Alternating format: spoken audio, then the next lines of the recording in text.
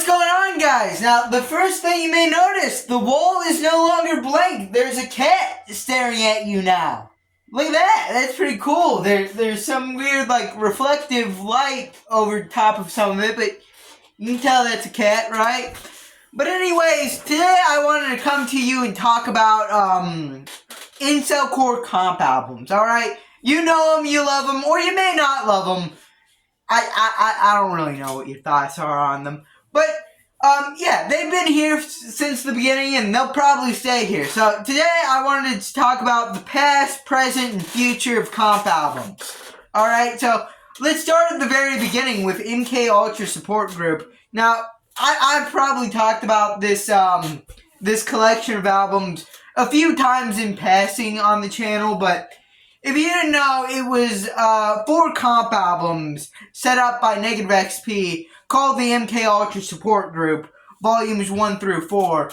And, yeah, they featured a lot of star power on them. Pride by Fluoride was on a couple of them, Neat was on a couple of them, Crust Socks was on them, Greens on Toast was on them, Pacific Purgatory was on them. Yeah, a lot of star power there.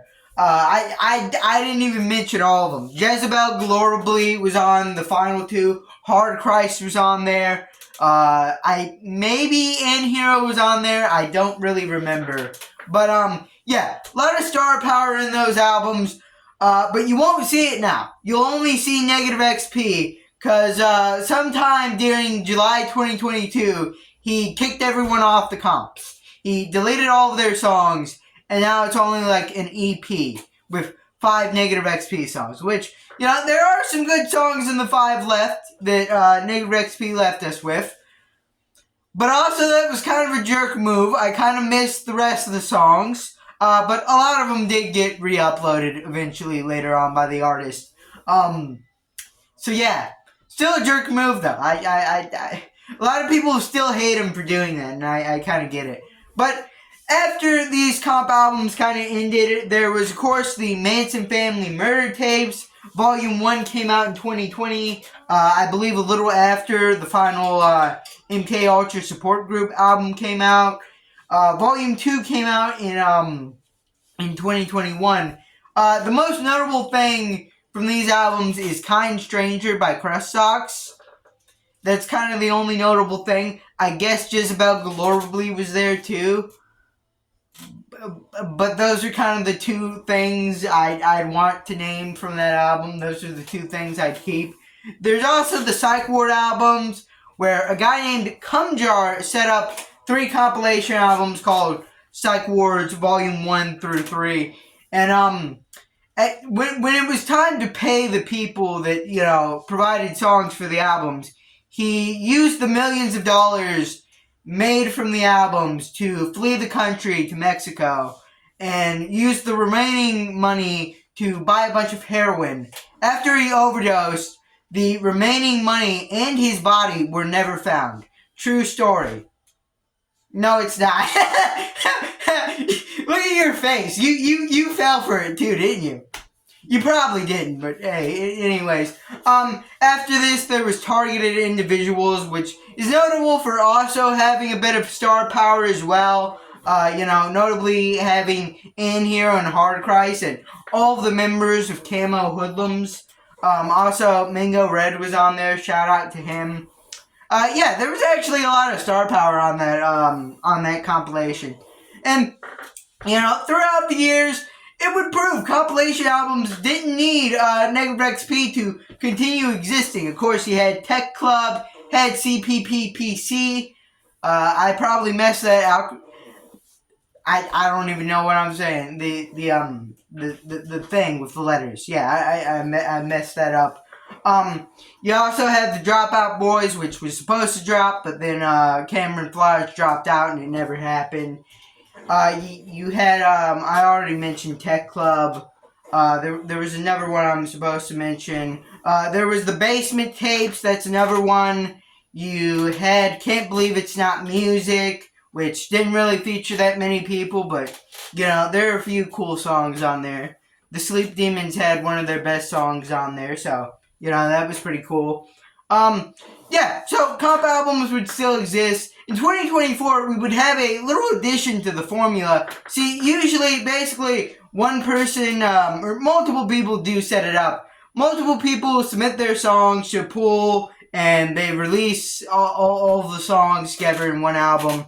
But the E-Cell Motel would actually take a spin on this by adding a competitive aspect. See, basically, artists had like a short little window to submit their songs, and after that, the songs would be like released to the public for like I don't know how long, like 1 or 2 weeks, and whoever got the most likes in that amount of time would win the competition. Now, obviously, who won was actually Tars Bomba, but later on, Loser 64's song that he submitted to the E-Cell Motel would actually jump it in likes. So, but then again, the judging was like fair, at least at the time.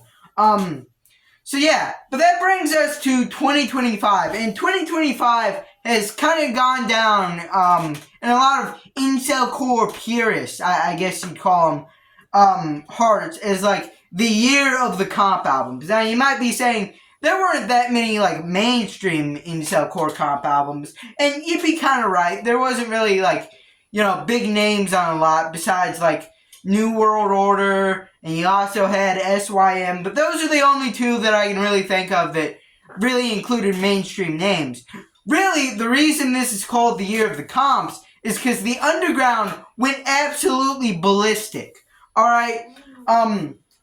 I think the number of comps that the underground released is around about 15. The way I got this number was, actually from an interview Milk Carton did with Root Canal Years. See, he was on 7 albums. There were 2 albums that he immediately thought of that he wasn't on, so that adds up to 9.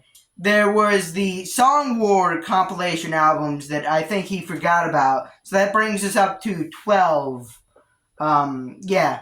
And there were also 2 compilation albums that released after this, but one called a Holly Jolly Chudmas, and November Gave Me Hope, December Gave Me Nothing. Those were the 2 that came out after the interview, and I say it's 15 in case I'm forgetting of one, which, you know, probably someone right now is typing in the comments, hey, you forgot about one, which, you know, thank you for reminding me. But anyways, yeah, this led to a lot of people kind of feeling tired out of the whole compilation albums, because, you know, that was a lot of compilation albums. If that the 14 number that I pitched you earlier didn't even count the 2 mainstream comp albums I mentioned before that, so it's probably sitting somewhere around 16, 17, maybe 18 compilation albums, so well over like a comp per month, which, you know, it's pretty, like, impressive that much volume of comp albums came out. So, a lot of people are kind of burnt out of the whole thing, and they think compilation albums may, like, slow down a bit, which I also, in fairness, think. I don't think we're gonna get a full, like, 20 comps this year. We may, as more people just come in. They're probably just going to throw together compilations. The more people, the more comps, eventually. That's just basic math. Yeah, but most likely we're probably gonna dial it back. I don't think we're gonna have a year without compilation albums. I think there definitely are going to be a few, but I also think we're going to get some kind of pick-me comp albums, like, you know, like I mentioned earlier with the E-Cell Motel thing. I think people are gonna start making more comps that kind of have like a competitive aspect to them. We obviously saw that with Song Wars, the 3 Song Wars ones. But I think, hey, I'm just pitching an idea here. We may get some more, like, compilation albums with kind of like a through line. Maybe like a comp album that kind of acts like a play, maybe. Like, you know, like a certain artist will play like a certain character and make a song from that character's perspective, and you have another artist doing the same thing with a different character, and the songs kind of interact and talk to each other and react to each other. I don't know, that could be a cool idea, or no one could listen to me. They could say, hey, you're stupid, you're dumb, your ideal's dumb, we're not listening to you, we're not doing that, alright? You're dumb. So yeah, that could happen, but yeah, I think compilations, we're gonna be seeing them till, like, the heat death of the universe, frankly, alright? Yeah, but anyways, that's just my thoughts on Incelcore compilation albums and just, like, the current field of... I don't know what this video was. It was a long rant with kind of a general theme of Incelcore comp albums. But anyways, if you liked it, leave a like, subscribe, comment down below, and bye!